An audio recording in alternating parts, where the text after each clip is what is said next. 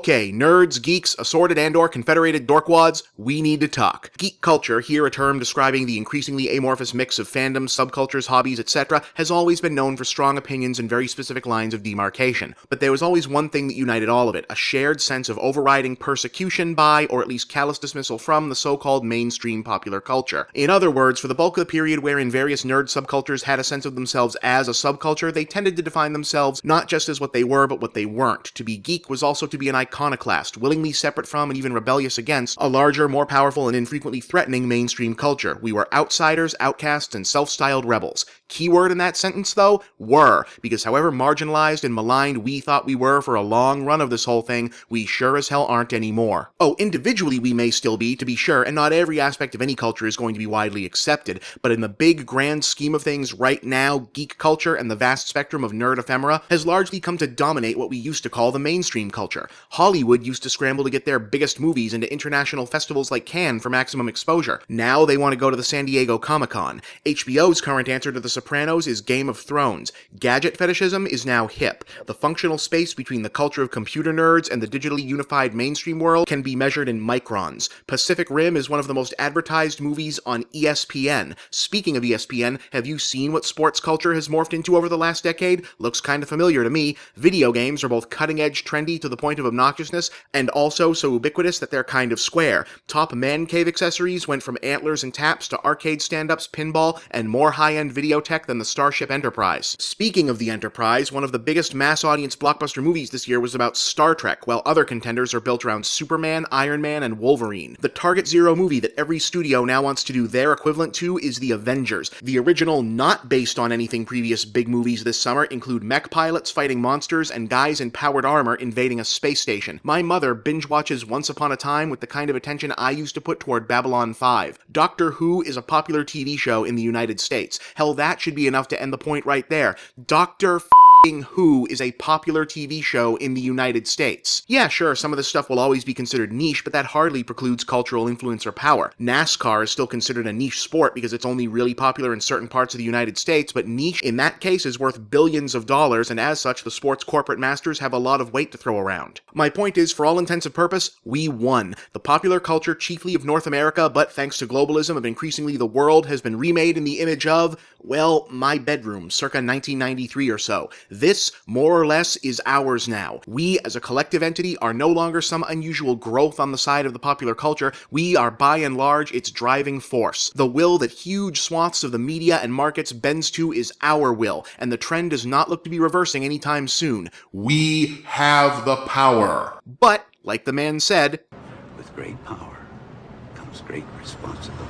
Geek culture may have started out as a sanctuary and gradually transformed into an insurgency, but whatever it is now is something else entirely. And while the iconography of the bullied nerd will always be a key part of geek culture's internal mythology, I propose that it's time for us to accept and indeed embrace that the defensive stance of a persecuted people no longer suits us, and that if we are to be the new mainstream, it is indeed incumbent upon us to take up the responsibility of that power to be a better mainstream than what came before. Because make no mistake, geek culture was never exactly perfect, and its flaws have unfortunately been magnified along with its cultural ubiquity. It was always an open secret, you see, that for all the pretense toward refuge for those who are different, geek culture was always chiefly thought of and built around really only one classical nerd archetype. White, male, heterosexual, cisgendered, first world with enough disposable income to afford their hobbies. And while it was common for idealized depictions of the culture to imagine that welcoming and understanding communities were the rule, after all, persecution must empathize with other persecution, yes, in reality, sexism, racism, and other forms of cliquish and exclusionary behavior were often the ugly underbelly of the whole scene.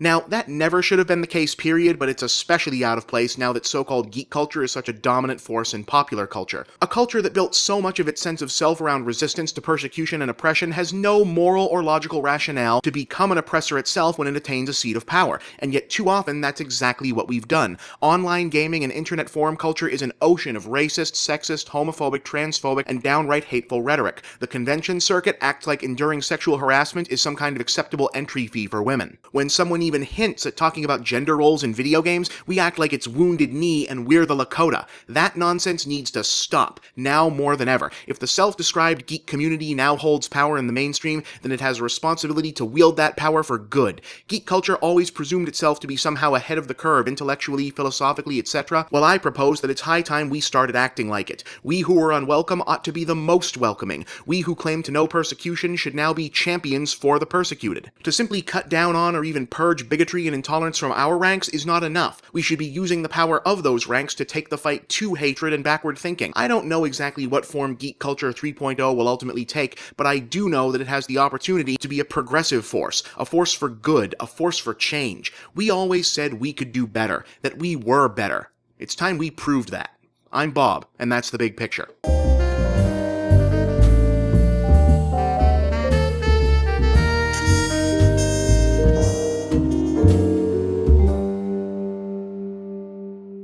Hey, you. Yes, you. Do you like video games? Do you like books? Do you like books about video games? Well, I wrote a book, and it's about video games, and now you can buy it from fangamer.net. Super Mario Bros. 3 Brick by Brick is in-depth video game criticism offering artistic and historical look at every single sight, sound, level, sprite, block, enemy, and item of one of the greatest classic games ever made, as I play through it in unprecedented detail, plus my own personal story of growing up in gaming's golden age. If you love video games, I think you might like this. Super Mario Bros. 3 Brick by Brick is now available in ebook and paperback while supplies last exclusively from fangamer.net. Hope you like it!